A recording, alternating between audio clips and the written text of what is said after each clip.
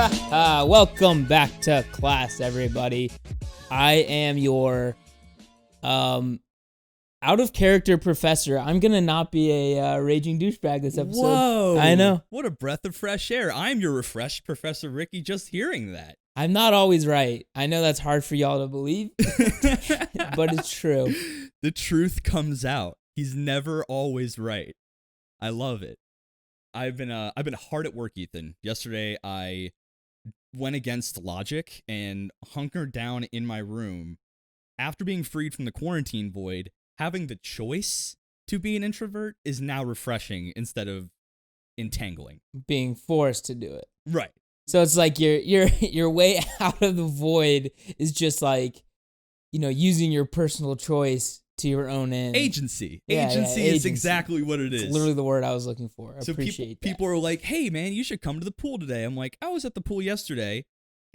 I'm going to watch anime instead. And boy, did I watch some anime yesterday. Hell yeah. Woo, I got caught up on Gleipnir. I watched a lot of Kenichi, the Mightiest Disciple. I watched a big chunk of Black Lagoon. I watched a big chunk of another anime. Just wanted to check out Cannon Buster, so I watched the first 3 of that. Okay. Not a fan? It was meh, but you could tell what it was trying to emulate. Trying to rip off? It went right into rip off territory for sure. But yeah, I've been hard at work researching. Very cool. Yeah. You watch any good shows lately? Pick anything new up? Aside from Kagaster? Nah, that's really it right now. Kind of just working through all the seasonal stuff, obviously, as it goes. Mm-hmm. I actually was a couple episodes behind on Tower of God. Ah, okay. And so I cleaned that up pretty sick. Hell yeah. I do have a bone to pick with the most recent episode, but I don't know if that has come out on our extra credit yet, so maybe I won't mention it. The most recent, like 11? Yeah. Okay. I watched it personally. We can talk about it off mic, but okay. This so far 2020 has been a little lackluster in the amount of quality options. Really? I think it's actually been like surprising as fuck. Right. I was going to say with years past in the past couple years, there have just been a large swath of quality options just because of the amount of anime coming out. However, I think this whole pandemic situation has let the ones that were always going to be good shine through because they were either done with production or they just have enough of a clamor for animators to work through it. What I'm getting at is we do have a bunch of gems this season, or this year rather, and we're going to talk about what I'd argue is a gem people may have been sleeping on until just recently. Ethan, what show are we talking about today?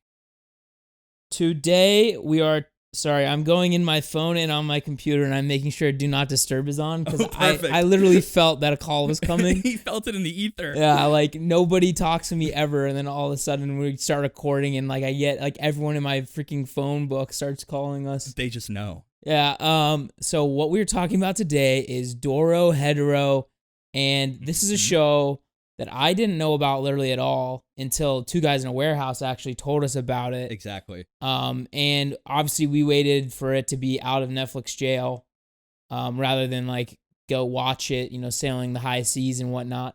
Yeah. And it came out in late January, I believe. And like I said, it did go under a lot of people's radars. I was doing a little research about kind of why maybe it went under people's radar. And there seems to be a bad rap when it comes to Netflix and anime specifically. Y'all need to get off this Netflix shit and think about it this way. Okay. If Netflix did not get involved in the anime game, if Hulu didn't get involved in the anime game, there'd be so many less people that get exposed to anime. Exactly. Because most people on Earth have one of those types of accounts. A lot of people on Earth do not have a Crunchyroll account. It's actually very true. And I think people do get so salty about having to go do the extra work to get anime faster. I think that's where the anger comes from. Netflix snatches it up. They do their due diligence to make it like up to par with their standards of production value and voiceovers and stuff like that. A lot of people do bitch about Netflix dubbing it being lackluster in and of itself. Well, they're wrong. That's what I'm saying is I think it's the community that, spawns some kind of gatekeeping as a kind of a defensive mechanism. When anime hits mainstream, it's going to be taken by mainstream companies, to stream. And that might be a little salty, kind of like the whole big beer industry versus craft beer kind of thing. Everyone gets salty at the big beer industry cleaning up and taking some of their favorite craft breweries.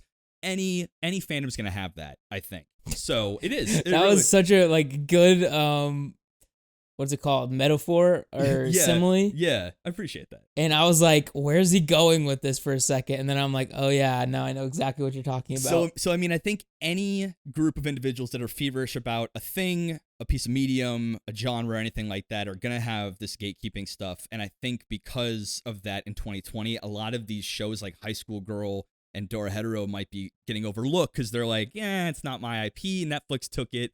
It's probably old by now. But Dorohedoro is truly a gem of 2020, and we are going to get into it. Before we start, Ethan, I did a little research about the manga of Dorohedoro, and it's a very interesting history, and it speaks a lot about the plot and the story's resilience and the popularity that it gained. So it came out in 1999, published in a manga magazine called Monthly Ikki, which is like an old school seinen manga, kind of like a Shonen Jump for signing back in like the turn of the millennia. And that publication got disbanded in 2014. However, Dorohedoro was so popular that it jumped ship despite that disbanding to another magazine called Hibana, and that got discontinued in 2017, and then it jumped over again to finish its run in Monthly Shonen Sunday. So it actually outlived 2 other publications to finish out in 2018 in a third. That's some resilience right there. For sure. I think. So you're already looking at a story that is over 20 years old, has a world that's beautifully fleshed out according to all the manga fans, and the story itself could not even be brought down by the loss of 2 publication companies. So you have a banger even before you set eyes on the show. Now that we do, Ethan, let's give them a high level. Where do we start? Okay, but first of all, I did want to finish one last thing about Netflix. Sure, okay. Kind of hopped into this really fast. Ripping it. I just wanted to say, a lot of people complain about Netflix jail and stuff like that. Yeah, I actually do complain about that. But remember, when you get it, you can watch all of them at once. It's not like a weekly thing. You literally just can knock it out in a weekend if you wanted to. Do you think it's strategically done by Netflix? Because they do weekly releases of some stuff. They've done that in homegrown anime before, that they've done weekly releases on Netflix. Like what? I don't recall any like that. I think they did that with Be the Beginning. We just watched it late. Like there's a Be couple. the Beginning's on Amazon Prime. Be the Begin. Oh, so I'm thinking Hero Mask was Maybe. on Netflix. Maybe. Yeah, so there's a couple that they tried, but I or think they Cyborg realized 009 or they something. realized this is 2020. We're a binging culture. We want it all. We want the whole season. Yeah, I don't understand people's complaints about that versus waiting week to week to week. I think what it is that people want to be in the seasonal space, want to be in the know. Like they want the freshest thing immediately. By the time it hits Netflix and is released from the Netflix jail, it's in the anime community. It could already have been well talked about. You're no longer really current, and then they've already moved on to something else. In my opinion, that could be where part of that is spawning. But vanity. I get it. I do think it is a little. The anger against Netflix jail is a little high. I find it annoying when I realize it's harder to find in that gap between when it ends and when Netflix releases it. I don't know, get a VPN and go to Japanese Netflix. Apparently they got them immediately. So yeah, but they don't have like dubs and stuff or subs, so it's like nearly impossible to actually watch the show. That is true. Yeah. That's what I'm saying. I respect Netflix for at least giving the accessibility factor a much needed boost. And you guys should too. You guys should too. So leave Netflix alone, man. Yeah. They're doing their best. Okay, back to Dorohedoro. All right. Where do we start? What's the world look like for these people? I mean, it's really eclectic. It's sort of like a horrorcore kind of feel. When you told me horrorcore when we were first discussing it, I was about to watch it.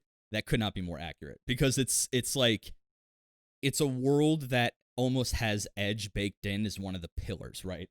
The edge feels so organic in this show. Yeah, but it was not like, I feel like edge maybe is not the right term because I feel like it was just right. Like grungy is almost a better term because I feel like edge is like, to me, means that they're like throwing skulls and shit in just to be like, we're that cool. There's a character we'll discuss later that I think is a beautiful example about why this, what I'd call Edge, feels so organic that your opinion of it doesn't really even feel like Edge is great, because Edge should work where it doesn't feel like it's out of place at all, right? You can't point it and be like, yep, that's just Edge for Edge's sake. But there's a character that embodies that, and we'll talk about that later. But our setting it's called The Hole. The Hole. So basically, this whole kind of show revolves around kind of demons, sorcerers, and then humans. Right. Humans are all in the hole. I found out too, they call the Hole the entire human realm.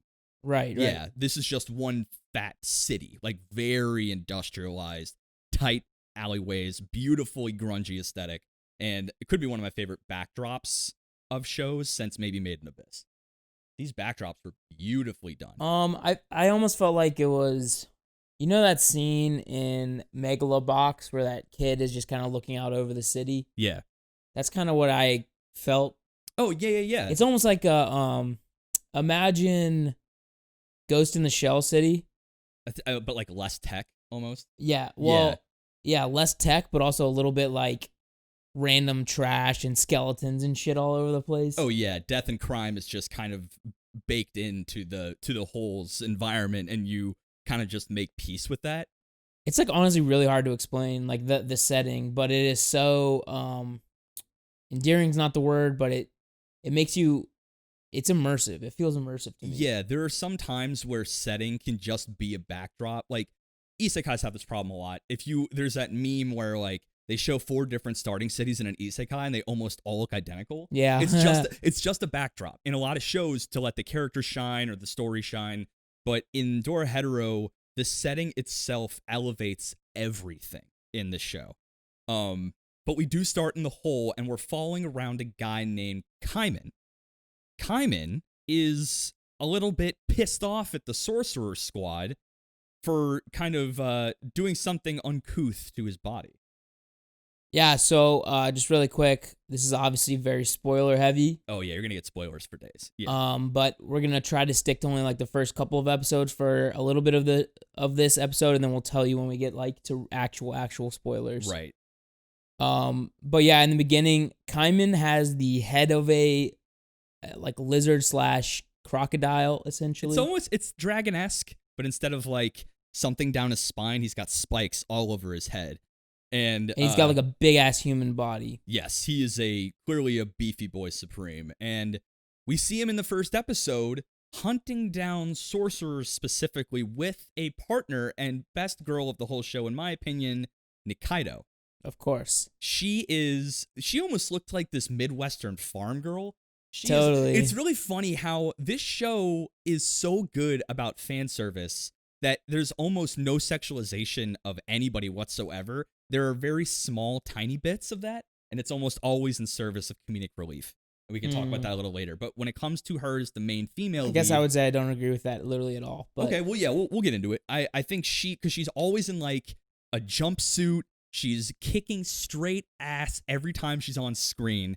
She hits hard. She knows martial arts like nobody's business. So her and Kaiman, we see them in the first episode hunting down sorcerers, and his main motive is he wants to find out who did this to his head. Because who did this? In the Hole, sorcerers come there for a very specific reason. Experimentation of their magic on unsuspecting humans. Yeah, and they basically have a quota from the sorcerer realm that they come through in magically operating doors to practice their magic. A lot of newbies come there to practice magic.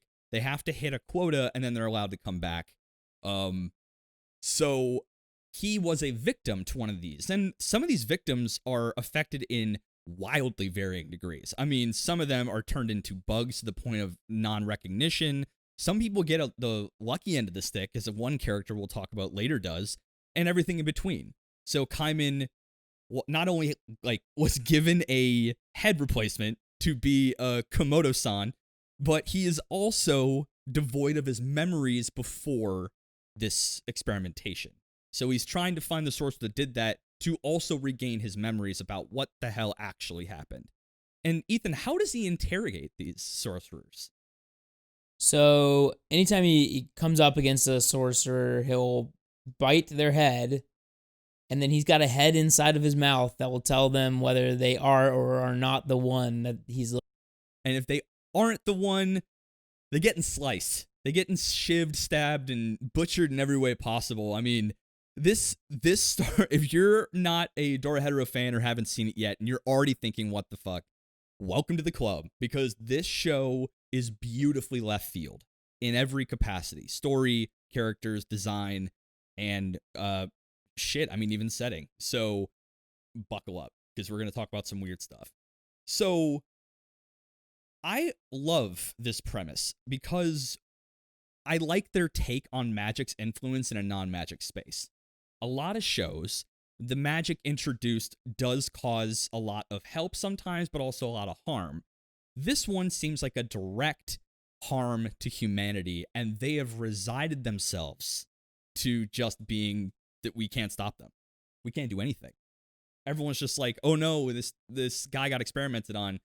Shit, there goes another one. There really is no opposition. At least not at the time of the show, right? I don't know if I've ever thought. I never thought of it like that, I guess. Mm-hmm. The only thing I would say that would back up your point is they have they can't reverse the adverse effects on their world. Mm-hmm. So random shit keeps happening in the whole, entire cities just explode into some mushroom death land, or yeah, all these certain things will happen, and there's no real way for these humans to really combat that kind of thing.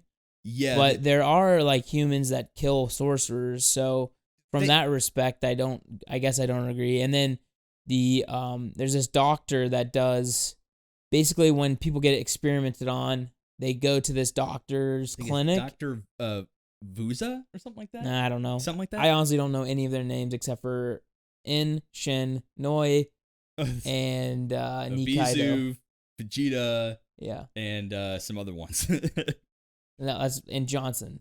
We'll talk about Johnson. Yeah. But yeah, so he basically, to help them with their transition to, Instec head or something like that, they go to this doctor's office down in the hole, and then they they help subside some of the side effects of being experimented on. Yeah. But they can never reverse it. There is one way to reverse a spell on a person, and that is to kill the sorcerer that casted it. There's a scene early on where you kind of get glimpses. This is a great example of visual storytelling. As the first couple episodes happen, you do see glimpses of victims of magical experimentation, and a lot of them seem bug related. But as the show goes on, you realize more and more about the magic itself in the world and how it works and operates. And you realize that the power is very specific to an individual. It got a little bit of Hunter x Hunter vibes. It kind of seems to exude whatever personality you already have. But we get a scene where a novice magician or sorcerer comes in to the bar/restaurant that Nikaido owns called the Hungry Bug. And he basically turns her into a bug, and Kaiman, when killing this sorcerer, not only does she go back, but all of the victims that were bug related go back in the hospital he works at. They go back to being normal, and they're revived. So that is your only way. And I think that kind of is why Kaiman's out to kill the sorcerer to get his head back. So to reverse all this bullshit. Kaiman's got another actually interesting skill in this world. He seems to be magic immune. And no one really knows why. Yeah, I'd say that's one part of the story they did a really poor job of expounding upon, really. Yeah. Or really utilizing in any real way. They keep mentioning it, but there's not a lot of instances where people are trying to, do stuff to them. Mm-hmm. So I would say that's kind of one of the biggest issues with this show is it's very, very scatterbrained. It's yeah, that's a good point. It's the way they tell their story. Sometimes you can get really lost in the weeds. I mean, they kind of just give you new information, but it's never in a way that always feel super organized, so you're like having to track like 4 stories in your head all at the same time. Right. But I mean, like you said, it is a 20-plus-year-old story. And it went on for like almost 20 years. So I mean, That's what I just said. Oh no, it's 20 years old, sure, but its runtime was that entire duration. Oh. Yeah, so I mean, there's so much world building that the mangaka did that we're clearly not going to get in one season. It's just not going to happen. But I think like it almost feels like the show expects you to know a lot of that stuff almost, at least in the beginning. Like I think they do, like they really hop you in the middle of the story, and they do a poor job in the very beginning of really explaining what's going on that well. I know a lot of people's criticism of this show so far has been through like the first 4 episodes, they have no clue what's going on. Yeah. That's a good point. And like that might just be individual like user error, to be honest, because like I obviously didn't know exactly the overarching plot or like what happened, but I was following and I was tracking what they were like spitting at us. I think they took those first 4 episodes to set up the pieces to knock them down, right? I mean, you were drinking from a fire hose the first 4, but I equate that kind of storytelling to It Invaded. They do the same exact kind of thing. First 4 episodes, a lot of stuff seems assumed, like, oh, you should know this is how sorcerers work, or you should know how this technology works. And they just talk to each other like that the audience would know. But at the same time, I think that makes for more organic character chat, that they're not just exposizing everything all the time to each other when it's known that they should know this stuff. They live in that world. So, yeah, I understand the criticism. I don't prescribe to it because you're right. I didn't get too lost all the time. There were moments where I'm like, wait, hold on. Was he here? Or what was he? Yeah, what was his so motive there? we can talk about that later, but I think I know what you're talking about. That character was such a bad addition to the show, in my opinion. We'll definitely talk about it, because now I'm thinking we have 2 different possible additions that we're talking about. Okay, we'll talk about it I mean, we're getting close to the part where we're talking about real spoilers. Yeah. But before we do that, let's just kind of like, if somebody's thinking about watching this, let's try to sell it. Yes. I mean, I think you should watch this for sure, because not only the setting, I think it is one of the most, not immersive, like I cannot find the right word for this, but one of the most interesting settings. Yeah, this is going to be something you haven't seen in a long, long time. This has a feel of old school anime in setting and story, because it is in fact 20 years old. Like, this story is 20 years old. And that's, I think, it feels like there's this arc in One Piece, Thriller Bark. Thriller Bark. Okay. Which is basically there's these characters that can reanimate the dead. Whoa. And so it's like this big island of zombies, essentially. Is that the one where Luffy gets stuffed with a bunch of them, and he becomes Nightmare Luffy? Stuffed with a bunch of them. He turns super blue and super big, and he calls himself Nightmare Luffy. Yeah, maybe. Okay, I watched a bunch of fights on YouTube for One Piece just so I can get a little taste. But like, so it's sort of that feel where it's like a horrorcore is the only word I can really think of for it, but it doesn't really do it justice, in my opinion, because I don't think it's not horror for the sake of horror.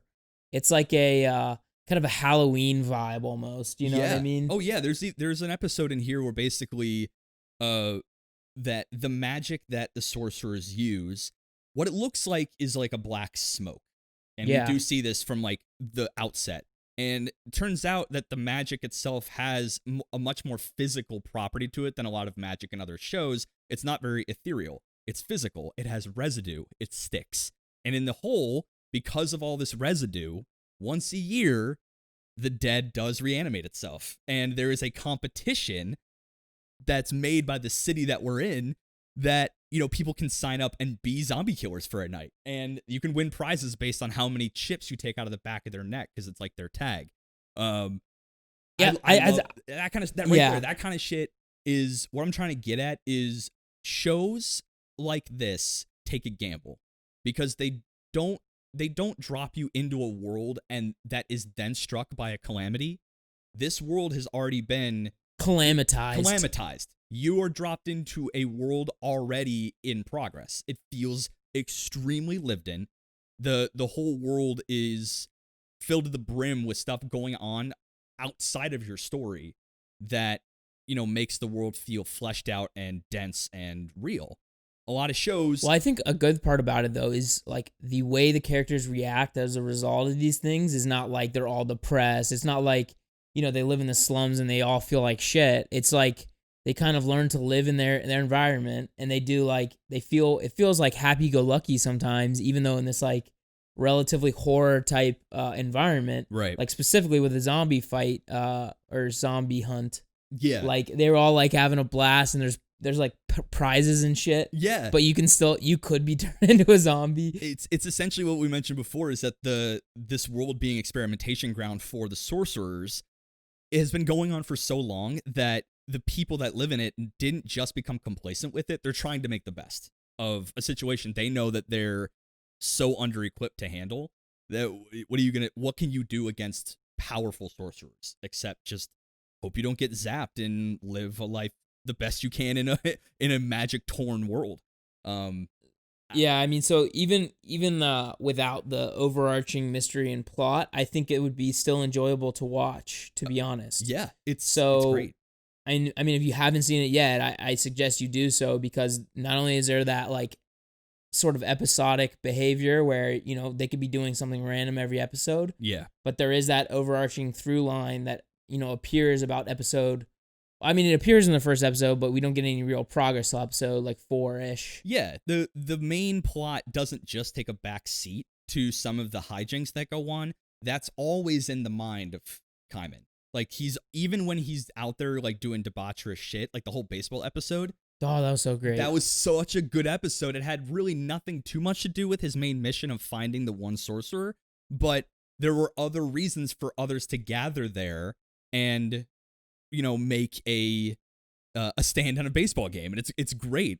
I think another reason you should want to watch this show is I've never seen a show in a long, long time, I would say. There have been shows that do this, that even in this horrorcore kind of signing, heavily inspired world, the writing doesn't shy away from comedy, but it doesn't beat you over the head with it, right? Where there is a place to interject comedy, they do so in a very masterful way. I was finding myself laughing at some of these scenes, and that's rare for an anime to make me actually out loud laugh.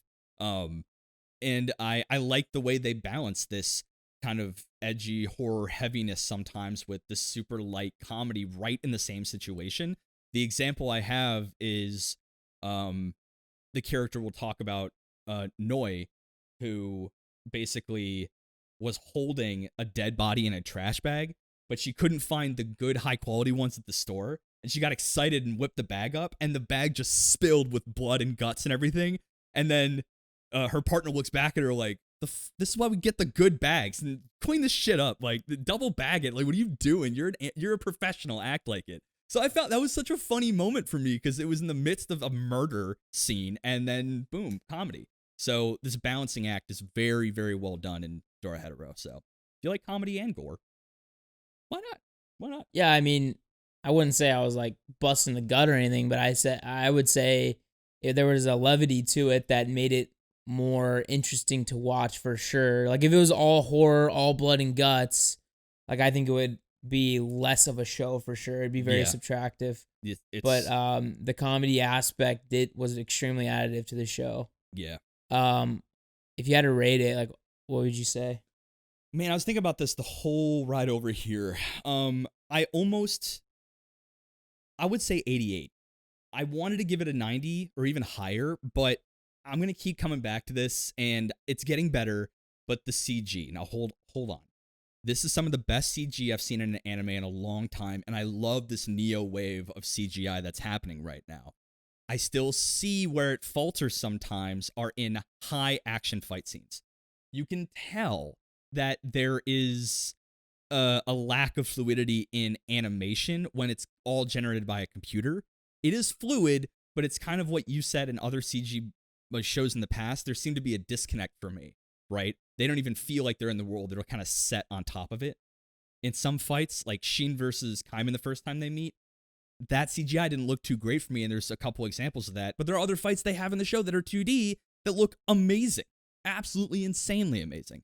So I'm going to go with 88 because everything else was spectacular.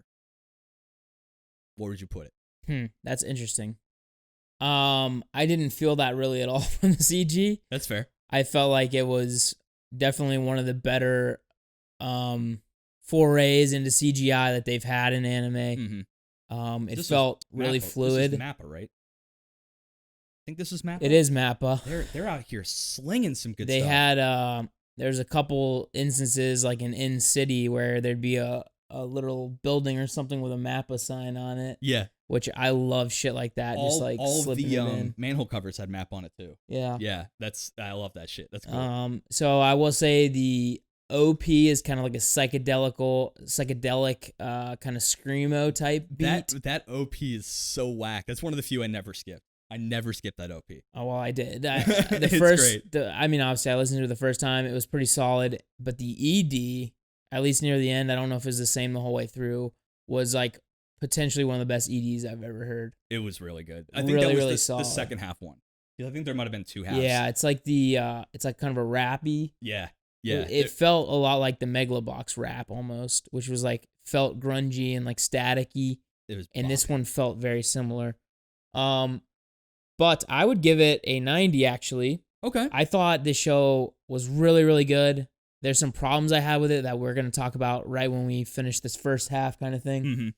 But, overall the story, it wasn't the tightest of things. It was sort of nebulous and, amorphous at times. But I think it's just, a first season kind of first foray into the world from an anime perspective. So I'm not going to like hold it against it too bad. And like I think they did a lot to like set a really solid foundation for anything else they had to do. Like the story didn't fully resolve in this first season, which is great. But I think we had enough progress to feel like it was worth watching. Yeah, and I think it finished at a very good stopping point. Like, the story's not over, but where it ends is a very clean break. And it's nice because it focuses on Kaiman and Nikaido and their relationship, which we'll get into in a second. Yeah, I mean, I think they probably needed to do a little bit more to give like another half of the story. Okay. You know what I mean? Because it does feel like they're pretty close to like a terminus for this plot line. Yeah. So it's like I would have liked maybe more of a larger story. Maybe I think the one thing that they did do, and this isn't super spoilery, it's like they've kind of added this element of different factions of devils, it seems like. Yeah. And then In's kind of whole role in the world, I think, is what really the rest of the show is probably expounding upon. Exactly. And I think season 2 is going to explore, I think they're going to pivot their sights on another set of characters, because I think the second half really focused on Nikaido and, her past and the fact that, like, her placement in the sorcerer's world. Like, how truly rare she is. And there's a couple moments that they do very, I think, brilliantly, sprinkling in without outright telling us her impact and what her speciality is as a sorcerer and how impactful that can be for any powerful faction in the sorcerer world.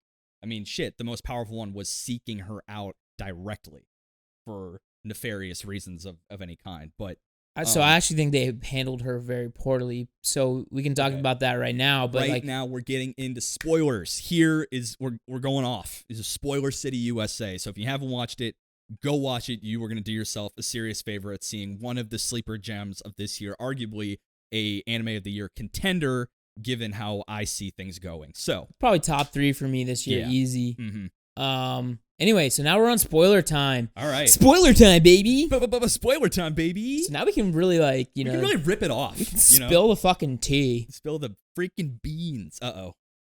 I said beans again. Oh, Christ. It's happening all over again. Okay, so first thing I think would be smart to do is just run down the main characters in this show. We've already talked about Kaiman and Nikaido. We kind of gave a little bit of a spoilery kind of thing, that she is, in fact, a sorcerer. She is a sorcerer in hiding, scared of, the forces that be in the sorcerer realm, trying to use her powers nefariously. She doesn't even say she's a strong sorcerer. She just says she's rare. In what way do you feel like they handled her character negatively? Because I'm actually curious now. So they did a good job showing like, oh, she's got a really rare ability, a really powerful ability, whatever. They never show it. I think that's a plus, in my opinion. I absolutely couldn't stand it. Well, that's the thing, right? Is her entire character arc is to try to defy her origins as a sorcerer by never using her magic, right? And I think at the end of the season, Okay, but when In puts his contract inside of her and can control her, you would think he'd start doing some time magic-y shit, considering it was very, very obvious that he had some plan, that he was attempting to use her for. I don't think a lot of time elapsed between the Blue Night Party or is it Blue Heaven? That party, Blue Night Party, and when Kaiman comes to save her. I don't think enough time has passed for him to actually start enacting shit. I think it was like over a week. But what gets me is he took it on her word that she is this time sorcerer. I think that's where No, he didn't. So they analyzed her magic. Okay, so they analyzed her magic and saw it. Because remember, she went to the basically the drug dealer magic guy. Oh yeah, where you can like give samples of your smoke. They appraise it and pay you for it. Yeah. And the rarer the smoke, the more pure the smoke, the better. Right. And so hers is obviously ridiculous. So he was like, holy shit, I'll give you literally everything I have. All the money I have. And then she beats him and takes the money and the smoke. Yeah. Thug life right there. She was a great character, don't get me wrong. Okay. I really enjoyed her in the show. And she's obviously, show waifu. But I would say her magic seemed to be really useless, and she never used it even when she was in dire need. I think that's for me. I was just thinking like her not using it in these moments, even after the devil Asu, who she's friends with, like for unexplainable reasons. I think they just go back and he says, you realize you can end all of this with your magic, right? And in the face of that understanding, she's like, I'm very well aware, but I just can't. I can't expose that, like, for the world to see, to people. And the thing is, so people knew and found out that she's the one, but her resolve on not using it added to her character about how she really, really, she breaks the mold of sorcerers. While all these humans hate sorcerers, she wants to be one of the humans. And there's not many that want to do that. So her being like that as a character is a great out of place exception to the sorcerer rule. I mean, it might have just been me, but that was not really appealing to me. That was not an appealing portion of her character to me. Okay. Until maybe they expound upon her past and like why exactly she's being so, let's just say, gallant about her, non-use of magic. Mm-hmm. I don't think it has any real weight to just be like, well, I don't want to use it. And it's like, well, your friends got killed. They got captured by In. Seems like if you're going to use it, this isn't exactly a negative time to do it. Now's the time. Right? My friend's about to be cut up into pieces. I don't know if I should use my OP magic, though. Right? Remember when they came into her house and just started fucking everyone up? Yeah. And it's like, why would you not use it then? And then also, I think her magic directly would negate noise. Oh, yeah. Because if she can control time freely, she can just speed up aging.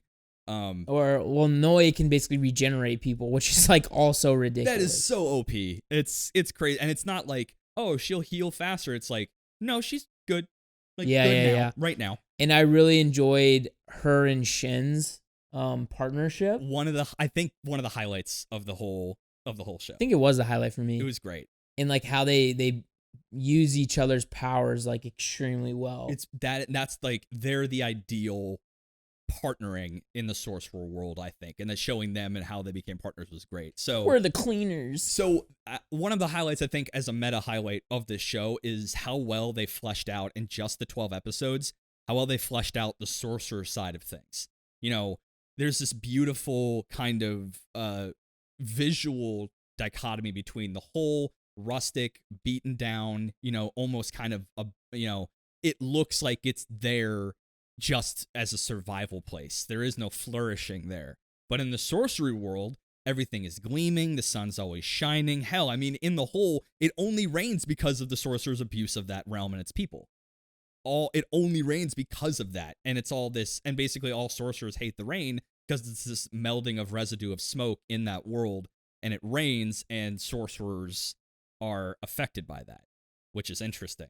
And the other thing about the sorcerer side is sorcerers every 4 years have an opportunity to basically find or even just steal a partner, and one of these devils has the power to enforce a mutual contract that requires a mutual signing of a contract that is implanted in each other, which is used to feel the feelings and the personal emotions of the sorcerer you're paired with, but also it can be abused to command them to do things they don't want to do. They're linked, for better or worse. And the idea is you're supposed to find a partner that maximizes your powers and yours theirs. Enter Sheen and Noi. Probably some of the two best characters of this entire show. I want to drop Noi first. We already talked a little bit about her. She is this Amazonian goddess of a woman who is walking death by snoo, but she is super funny. She's super outspoken, and her magic is she can heal anybody, anything, as long as it's alive. I think, right? There's no after death thing with her. No, she can't bring people back to death, but they can be literally like on the fringe of death, and she can fully repair them. Yes.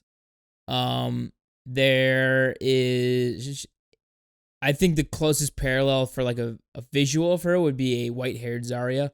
From Overwatch. Whitehead Zarya, or like a full-grown Bisky from Hunter x Hunter, just with the less of a JoJo face, but the physique is there. But she's super cool, but I like her partner Shin more. His backstory is great. Okay, let me ask you this. Okay. Did you think Shin and Nikaido were brother and sister? Yes. They look identical. I totally thought so. I still don't not think that. Yeah, I just feel like maybe they would have said something by now, or even Asu the demon would have said something. My theory is, well, Shin is the other half of that pair. His magic is he can dissect and cut things up without necessarily killing it. It's a very gruesome power that I think was born of his upbringing. He is a boy who is half sorcerer, half human. His father was a human, and he grew up in the hole at the time when there was a unified police force called the Neighborhood Watch. And basically, they came and found out that he, in fact, is he's a sorcerer because he was cut in his dad's shop, and black smoke started to pour out, which caused the shop owner to call the Neighborhood Watch, and his mother is already dead or gone. A very poor explanation on that, I'll be honest. His sorcerer mother is out of the picture. They take his dad and kill him, and he... For a background episode, yeah, I felt like they did like a lot of skipping around for him. They did a lot of skipping around. I think they showed the stuff relevant to his upbringing as a sorcerer now. Well, I like almost don't even really get it still. I kind of do. I mean, there was this crazy prejudice, and that was like the last... Yeah. But like, I don't know anything about his family still. Right. Which is why my theory is, after he went nuts and started killing all of these Neighborhood Watch police that were hunting down sorcerers, he then basically got his arms cut off, or he cut his arms off looking for his smoke tubes, which are biological tubes running through every sorcerer. They are biologically different to the point where they claim to be a different species, but they can mate and procreate. So that's not true. But he chopped his arms all the way up to his elbows trying to look for his smoke tubes. And he found his way to a sorcerer professor. Name escapes me right now. Kazukage or something like that. Something like that. Yeah. He was experimented on, and he got the good end of the stick because he used to be 60-some years old and got transformed into a kid, which is pretty fucking rad. And he can just live forever. He's probably my fave character other than Shin and Noi. He's cool. So he helps Shin find his tubes, and then as a repayment, he says, I'm not going to kill you. I will protect you. But he says, okay, but you have to come back and show me your magic. At some point, he's like, deal. He then sends a bunch of eviscerated, dissected Neighborhood Watch police guys, still alive, all at the same time. Like the next day, 40 of them come into the guy's hospital, and he's like, oh yeah, that's this kid. That's this kid for sure. So Shin had a pretty rough past, and he grew up to be a pretty cool guy despite all that. He's pretty laid back. Yeah, he's actually like a absolute bro, even though he's like a big time murderer. You know, he's like very dangerous guy, but pretty cool in general. there was a backstory moment between the two of them where they explained basically how they become partners. Yeah. And I think they did a pretty poor job of explaining what the other two's deal was. So there's these two guys Yeah. Oh, you're right. You're right. that were trying to take them because they had really insane abilities or something, and they wanted to make them their partner. But I don't know. I felt like that storyline was just haberdasherily thrown in there, and it didn't like really make a whole lot of sense. I think it just showed how they learned to synergize, and the way they fight is so Dorohedoro style. Basically, Shin rushes in with the hammer he killed his dad with, by the way. Yeah. So metal. We didn't kill his dad. He killed the first wave of police with a freaking hammer when he found his dad dead in his house. But he bum rushes people with a hammer, and Noi backs him up with her smoke, so any injuries he incurs on the way in to his bum rush are instantly healed. So he's basically invincible in any rush with Noi. It's so overpowered. And he just comes up to you and just cracks you in the temple with a hammer, and you're lights out, baby. Go right. on. Yeah, it's absolutely wild. Hell yeah. So I think that whole team, I wouldn't even call them villains. They're kind of just working on the behalf of the structure that they know. They're not really bad people. They have a job to do. They're more, lighthearted mercenaries than they are like really bad people. I don't think a lot of these people are bad on the villain team. N probably. I mean, even N. Yeah. We saw his backstory through like what I think was potentially the coolest character exposition moment I've seen in a very long time. Yes. N is this basically mob boss, essentially. He's really big, powerful. He might be the biggest family in the sorcerer world, and he's one of the most powerful ones in the realm. Yeah, for sure. And he was so rich that he started just putting out like massive amounts of propaganda. Yes. And he made this movie, like basically an autobiography about his life. It was pretty cool. And near the end of the show, they literally show you stuff about N through his movie that he created. And he's like, it's not done yet. And like, but basically he had a really effed up childhood where he basically was like a slave, and they just like pumped all his smoke out and sent him to hell. And he ended up surviving in hell by himself. Like his magic is he makes mushrooms, people into mushrooms, sprout mushrooms, but his power comes from, any sorcerer's power comes from how much smoke you can produce. He can produce so much that when he gets pissed, he can't even control it, and it seems almost endless, which is nearly unheard of with any sorcerer. So he down there survived by eating the mushrooms off his magic. Such a badass move. And then he was found, right, and adopted? I don't know if he was adopted, but that demon with the skull mask, who seems to be like a very high-ranking devil, found him and was like, hey, dude, I didn't think a human could survive in hell, but somebody's mentioned it. I had to come check it out. I had to see it for myself. And from there, he kind of basically empowered him to go on his revenge kind of trail, where he went and tried to find everyone that did like experiments on sorcerers. Yeah. And basically killed all of them. And he like created his crime family through that end, where he would, basically he would liberate all these people that were getting tortured. Yes. And he would just basically envelop them into his family.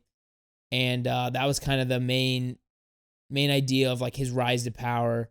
And then, I mean, there's like some really entangling with the Kaiman's backstory near the end here.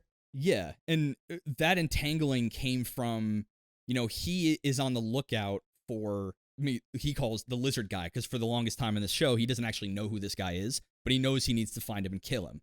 And we do find out some stuff through the work of End and his crew, some more details that kind of feed into the overall mystery. So the guy in the mouth of Kaiman was tracked down by N and his cronies, essentially, to be this guy named Ritsu. And I don't even know, there's part of me that I have a theory that I don't think Ritsu is Kaiman. I think... No, Kaiman is that Akaido. Akaido, or Akawa? Aikawa, that's Aikawa. right. Yeah, because Well, at least that's his body. the headaches, the fact that he was somehow that it looked like he was the one who stabbed Ankaido at the end. He was. Okay, yeah, that's what he looked like, and that's the mystery. We still haven't solved anything. We know that Ritsu's involved. We know that this crew of drug dealers, essentially called the Red Crosses, I think. The Cross Eyes. The Cross Eyes, that's it. So basically, they sell this drug that allows you to use more magic than even you have, or more smoke, I guess we should start calling it. Mm-hmm. And magical bath salts, essentially. Actually, like basically a perfect parallel.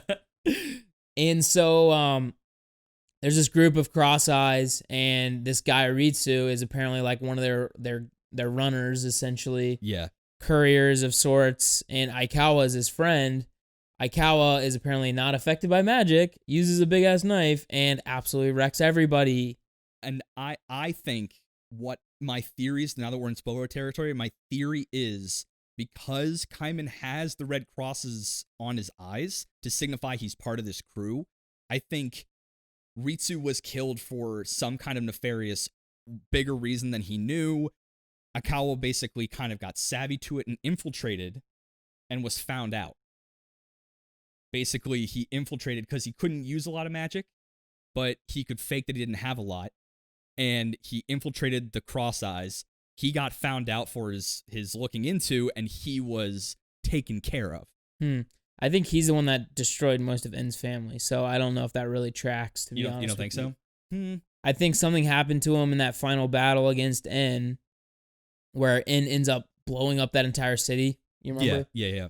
And he goes, I thought I got him, turned him into a mushroom too, but then he saw him headless walking through a door. Oh, right.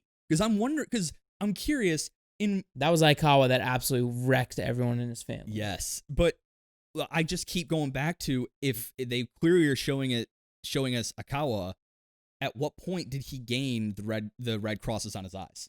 Right? There needs to be something that happened in the middle somewhere of the story. Well, they're claiming Ibisu was the one that actually changed his head into Crocodile Land. Yeah, right. Which that was mentioned and then not talked about ever again. Yeah. But since Ritsu is the guy inside his mouth, I don't know what the deal is. Right. I mean, that's like the only mystery really left is what exactly happened with Aikawa at the end, where his head got chopped off, and then how did he get this new head that has cross eyes and shit on it? I wonder if Ritsu's head got put onto Aikawa's body because the spikes and everything, but the headaches and I think there is a merging of the two. That's why I think Ritsu's involved at all as the man inside of his mouth. But I don't think that the body that's inhabiting it is him, or maybe not entirely. I think Aikawa and Ritsu had some kind of, fucked up magical experimentation done to try to save his life, and this is total headcanon. I would agree, except for they literally found Ritsu's head in a safe. Right. Yeah. There's a lot of details that are left out. I don't know. Anyway, not a fan of Ritsu's character. This is the guy I was talking about. Yeah, I'm not a big fan either. So he seems to have, like, honestly a big part to play, and then they reanimate him with this other character's ability to reanimate the dead. Yeah, right. And they give him this, like, cyborg body that runs off smoke. That's pretty funny. And he's running around looking for somebody. He walks past Kaiman. They have this like weird thing happen between the two of them, and then they just go their separate ways, and we never see Ritsu again. Yeah, and this is one of those pieces of media that I'm trying to reserve a little bit of judgment because of how much source material there is, and just the fact that it's only a season 1. I don't think they handled a lot of the left out information incredibly well. But I definitely feel like, yep, they're laying a groundwork. We're going to learn a lot of stuff in season 2. I think we're going to turn our gaze away from Nikaido onto more on Kaiman, kind of for the entire season. Because I think we're going to, now that we know all the players of a potential situation, because now we know about Aikawa, we know about Ritsu, and we know that Kaiman doesn't feel like he's either of them, or, who's alive, who's not. It's a weird. It's very clear to me that season 2 is going to be about En coming back to get Nikaido back. I think they can't have that. If they're smart, they can't have that through line for another whole season. There is no way. And okay, maybe not the whole season, but I think it's going to be a large majority of season 2 because Turkey is now Nikaido at the end. Yeah, that's never going to stick. Yeah, that's true. And I think, I don't know, I would really wish that, I think they will go into Nikaido's past a lot more as well. For sure. Hopefully. They have to. Explain why he looks exactly like Shin. My other theory on that is they share the same mother. Potentially. That's my thought. We never hear anything else about Nikaido's mom or really her fam. She assumed, I thought they may have assumed that they were dead or something. Like, she just resigned herself to leave.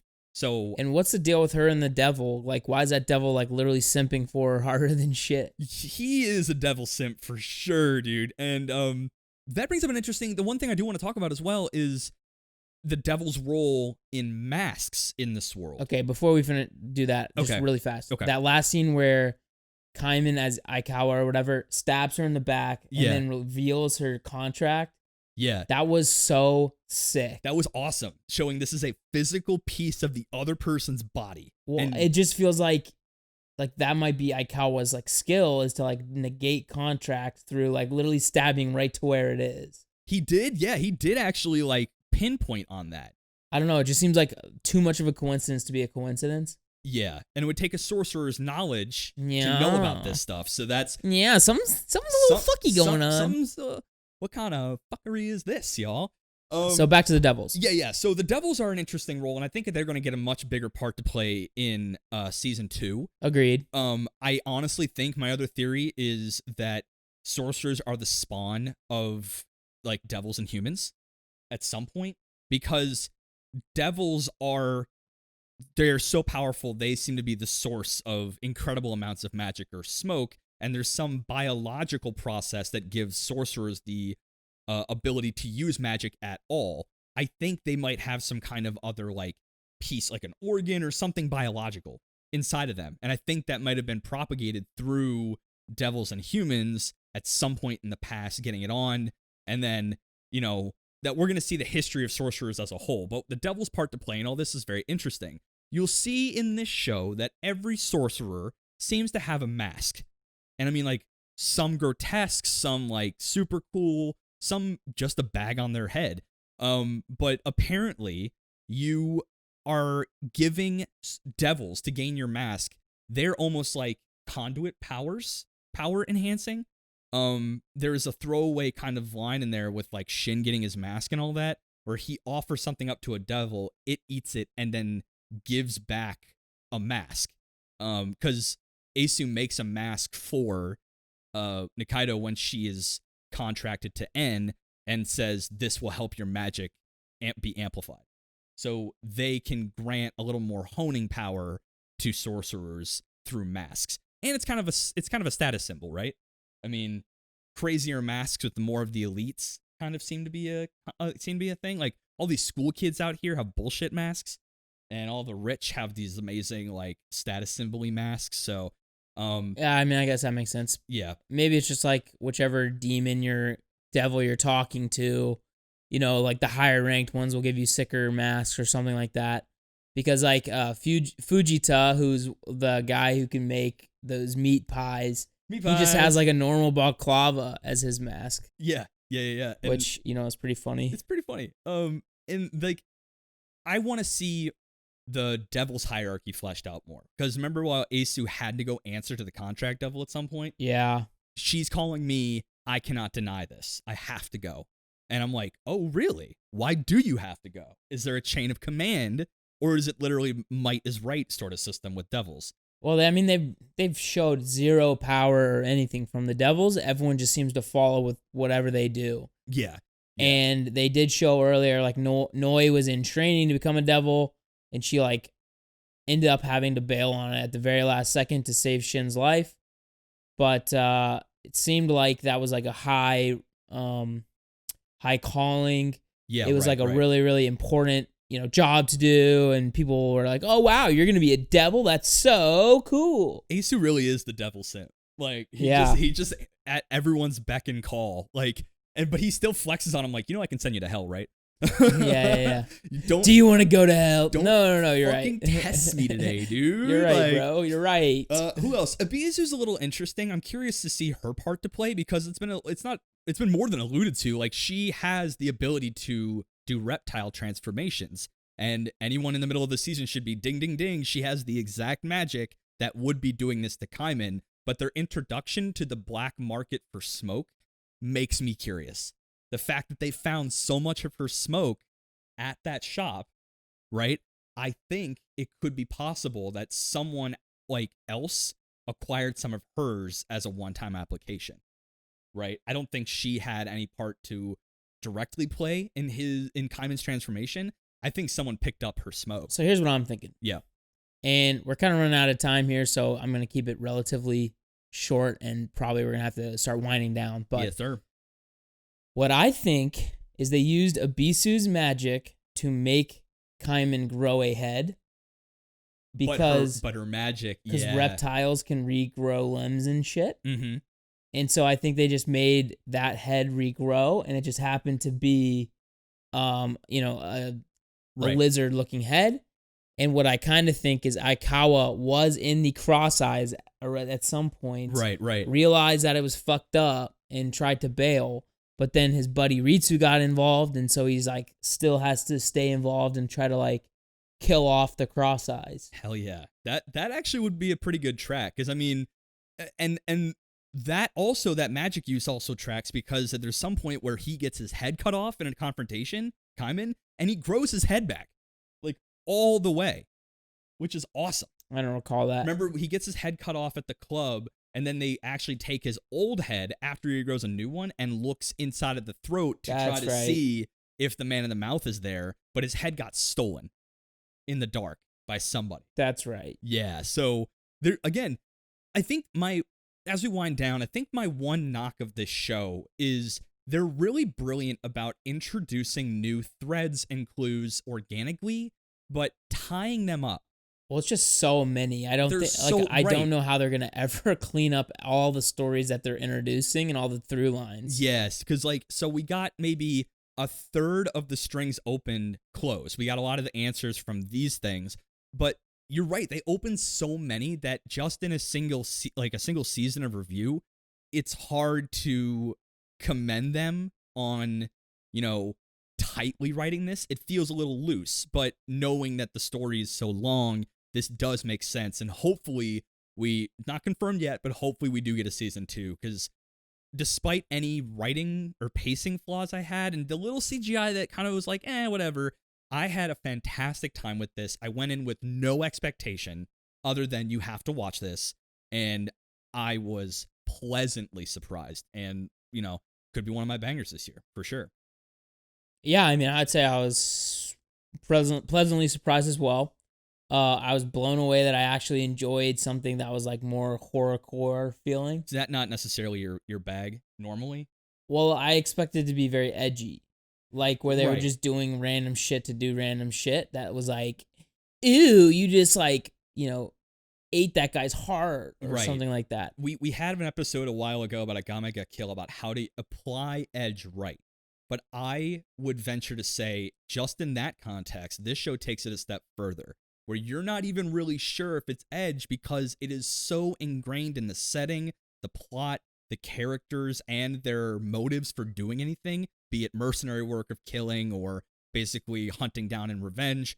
All of the edge has a very poignant use, and to the point where you're just like, is this really edge? Like, this isn't violence for violence. Yeah, I don't think it is edge. Yeah, and that's kind of why I think I enjoyed it more than I was expecting. Mm-hmm. And the levity we were talking about, I think cuts through it really great. This gives me Nightmare Before Christmas vibes. Yes, like very, very like similar type, where it's like a Halloween town. There's just like all these like grotesque looking things, but they're like funny. They have fun. And you couldn't tell a story like Nightmare Before Christmas the same way you couldn't tell a story like Dorohedoro without its application of some violence and the grotesque and the macabre. That's how you have the that's the word, macabre, right? Yeah, Patrick was like, I think he said it was like one of the best uses of the macabre that he's seen. Right. And you couldn't tell the story effectively without these things. And it's the same way we've talked in the past about using like anthropomorphized animals to tell a story like Beastars. If you can tell the story without using those hooks, then you don't need to have those hooks. Remove the chaff, right? But there is no way I think you can tell a story or show a world as engaging as Dorohedoro without the violence. I think a similar equation is Devilman Crybaby. It's about demons and sex and violence. You can't tell that story effectively without a little bit of the macabre. So this is a show where you will look at the violence and you won't say, this is just edgy shit. You're like, no, that made sense. There was buildup, there's execution, there's aftermath and consequences. There is reason for it to be there. And I can't celebrate Dorohedoro enough for that. So agreed. Yep. I liked it and you will too. Yep. Go watch my favorite second-headed lizard man head dude. First one being Rack from Tower of God right now. Oh, I was like, oh. No, he's my second favorite reptile human hybrid right now. Yeah, I mean, I think that absolutely tracks. So I think that's honestly it. Thank you very much for listening. This episode of Dorohedoro review was a little scatterbrained because the show was as well, and I kind of liked it, which is really, really great. Yeah. If you want to listen with your eyes and ears, hello, YouTube gang. We're recording a bunch today. So if you want to listen with just your ears and not your eyes, go to Apple, Spotify, Google, Stitcher, CastBox, and anywhere else you get your podcast fix. Hit us up on our Instagram at weebology.podcast. We got memes on news whenever we can get those out. Occasionally. It's gotten slow because we're busy boys. What's that? And it's the shadow band, to be honest. The shadow band has been, it's hard to go, oh, we got 100 today back from, oh yeah, 2000 was pretty good. Yeah, we talked about it before, but we're going to post stuff for you guys every once in a while. If you want to show us some love or have us watch a show, our list is ever growing. Hit us on our DMs on Instagram or email us at weebologypodcast@gmail.com. A couple of you have already hit us up some on Twitter from at weebologyp if you'd like. Yeah, and the name sticks, baby. The name sticks. Check us out every Thursday. We're finishing up this our respective shows in a couple episodes, but our extra credits are still out and about. And if you want to follow along with our analysis on Tower of God and Gleipnir, check us out on Thursdays on Extra Credit. What else we got, Ethan? We've been kind of previewing our syllabus sidebar show that whenever we get the Patreon up, it'll just be me and Ethan on a weekly call, just chatting and planning new things in the future and talking about stuff that's not necessarily anime. If you guys just want to hear our thoughts on tech, movies, comics, anything we want to talk about. Yeah, just like pure liquid riff. Yeah, I mean, we talked about it, I guess, on the year one podcast, but, just like not necessarily only talking about anime, because I think there's a lot of intersection between anime and a lot of other communities. Oh, for sure. So I think it will be a lot of fun. Plus, there's like all these other like fucking hot takes and shit I have on a bunch of stuff. That you want to give to Patreon only. And it'll give you guys, I think for me, it'll give you guys an opportunity to kind of, steer course of the way the show goes in near future episodes, since as we plan, if you guys say, oh, that's good, that's a great show, you should watch it, or this one sucks but you should watch it anyway for the funs of it, that'll help us kind of get you guys involved and have our radars kind of honed in on what exactly you want to hear from us. So I think that's it, man. I am Ricky. And I am Ethan. And this has been Weebology. Deuces. I want to listen. I don't. You don't want one? Not at all.